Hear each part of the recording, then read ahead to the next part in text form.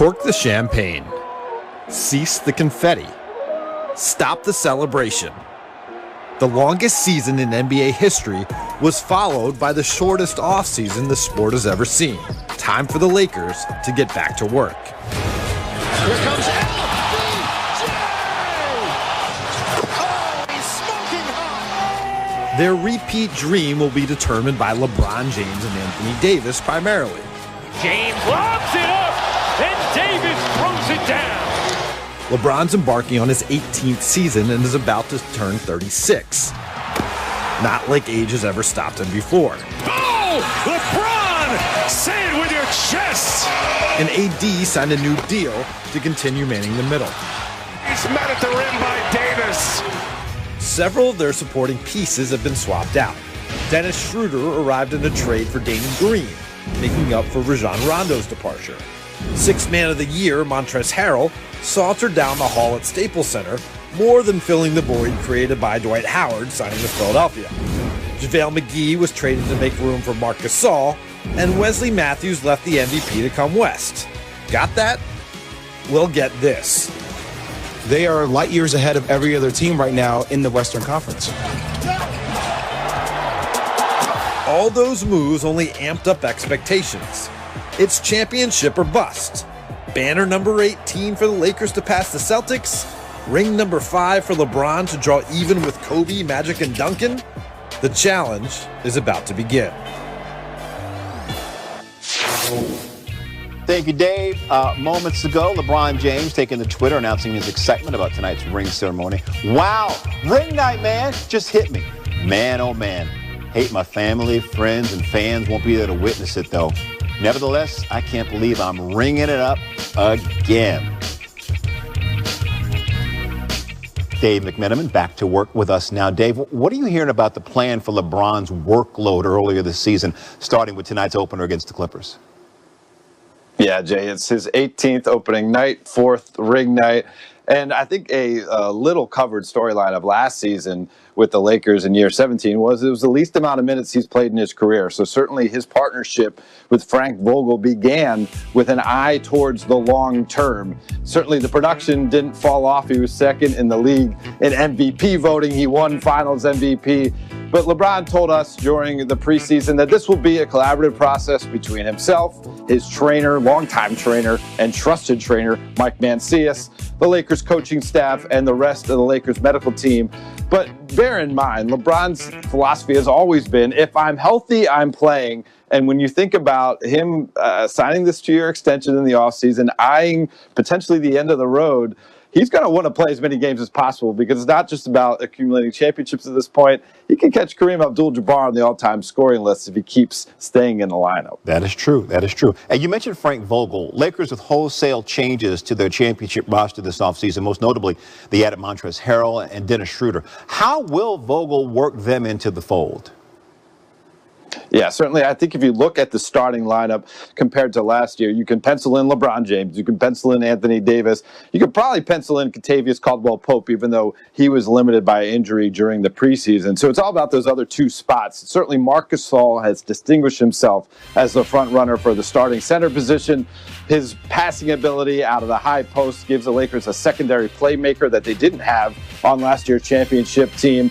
And certainly he's up there in age himself, but he knows how to manage his body to go through a championship run, as he showed a couple of years ago in Toronto. The question is, what do they do with that extra wing position? We saw Kyle Kuzma start some games. We saw Dennis Schroeder start some games. We saw Wesley Matthews start some games. That's going to be the roster math that Frank Vogel will reveal. And he told us, I'm not going to reveal my starting lineup until I have to. And that's going to be a half hour before tip-off tonight against the Clippers. Lakers taking on Kawhi Leonard and crew, 10 Eastern. LeBron 10 and 15 against Kawhi in his career, by the way. Dave McMenamin, thank you, brother. Him and the Nets to be in this first year that they've all come together. First and foremost, I'm excited for Brooklyn and their fans to acquire a player like Kevin Durant, one of the elite players in the league, along with Kyrie Irving. It creates a level of enthusiasm that, frankly, we need on East Coast Standard Time when we're trying to promote the NBA. What I expect from KD is for him to reestablish that he is one of the best players in the game, along with LeBron James, Kawhi Leonard. He wants to be in that conversation. And if he could get through the league healthy, that's the key, Greeny. It's not championship or bust for the Nets. The only team in the NBA that is championship or bust for is the Los Angeles Lakers.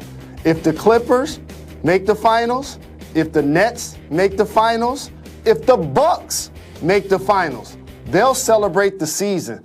And that goes for the Nets as well. I'm excited to see KD back. He's going to do work this season. I'm with that because the Lakers are such a prohibitive favorite. But is it finals or bust? You don't go out and sign Kevin Durant and Kyrie and all of that in order to, to make it to the second round. Is it finals or bust for the Brooklyn Nets? It's not finals or bust, Greeny. And I know so many days it's going to be an emotional joyride with the media and the fans when we are trying to cover KD and Kyrie. We're going to see him burning sage before the games, and all of that side shows are going to happen. But ultimately, for the Nets, and I'm going to say this about the Tampa Bay Buccaneers in the NFL, the same went for the Clippers last year. So many times we put these teams together in the first year and think because they have a couple of great players that they're actually going to win it all. And the Nets have amazing talent. You have Karis LeVert, who averaged 25 points in the bubble. You have Spencer Dinwiddie, who averaged 20 points last year. You have a young player in Allen. You have a Harris that's a shooter. But however, the team to beat, in my opinion, has to be this year for the Eastern Conference, the Milwaukee Bucks. When you get Giannis to re-sign for a 5-year deal and you bring back the level of cohesion that they're bringing back, of course Miami won the East. We know the Boston Celtics are going to be in the conversation with Tatum and Brown. But to me, for the Nets, having KD and Kyrie finish the season healthy and see what's going to happen with their roster. Are they going to look to try to acquire James Harden? Is he going to end up in Philly? Is that going to hover over the team the entire season? So I don't believe it's finals or bust for the Nets. I think if they make it to the second round, they make it to the conference finals and lose in a 6 or 7 game series, the narrative will be, because I anticipate KD and Kyrie will still play well, will be that the Nets now need to get them more help. I don't buy it. Nope, I'm pushing back on that completely. And I will tell you why. Because in this day and age, this isn't the NBA you played in or that I grew up watching. This isn't the Pistons knocking on the door and finally beating the Celtics, and then the Bulls knocking on the door and finally beating the Pistons. In the NBA today, we put teams together and they win immediately. LeBron went to Miami, they won immediately. Anthony Davis came to play with LeBron in LA. Yes, the Heat were in the finals their first year and won it the second year. Anthony Davis came to LA, they won a championship the first year he and LeBron are together. The expectation is going to be that they win. And if they don't at least get to the finals and lose to LeBron, I think people are going to look at it as certainly not as a success. People are going to be so happy to see quality basketball on the East Coast, Greeny. It's like we're going to watch the first 46 minutes, get the oohs and ahs, and then we're going to look up at the score and see who wins. That's what's going to happen. The East has been a revolving door since LeBron James left. Kawhi Leonard goes to Toronto, they win the East. Jimmy Butler goes to Miami, they win the East. Did the Boston Celtics lose their window to get a big man with all of the great young talent that they have? There's a reason why Philadelphia fired their coach and brought in Daryl Morey, brought in Doc Rivers to try to see if Embiid and Simmons can now get you over the top. It's a revolving door in the East. All of those teams are going to be in the conversation. And if the Nets make it to the conference finals and lose in 6 or 7 games, it's not going to look like it's a failed season because we're not used to seeing the Nets since they had Jason Kidd actually be relevant at all. This is not a fair fight. You're bigger than me. Let me bring in someone who's bigger than both of us. That's Marcus Spears. Go ahead, Swagoo. Oh, no! Tell Jalen tell everyone. Swagoo, you tell everyone no one loves the hoops more than Swagoo does. You tell everyone how excited the fans in Brooklyn are going to be to see that team get to the second round and lose a hard-fought 7-game series against the Celtics. All right, first of all, y'all go stop bringing me on here with Jalen with damn 18-year-old haircut and the hairline just flexing like that. I'm not going to come on here no more when he has a haircut. That's the first damn order of business. I can't grow a beard. I can't grow a beard. Listen, I'm with Jalen. I'm with Jalen, and you got mad at me this morning. We can bring everybody in. I said, no, it's not championship or finals or bust for the Nets, man. We looking at a team, like, listen, let's go back as recent as last year What was the expectation?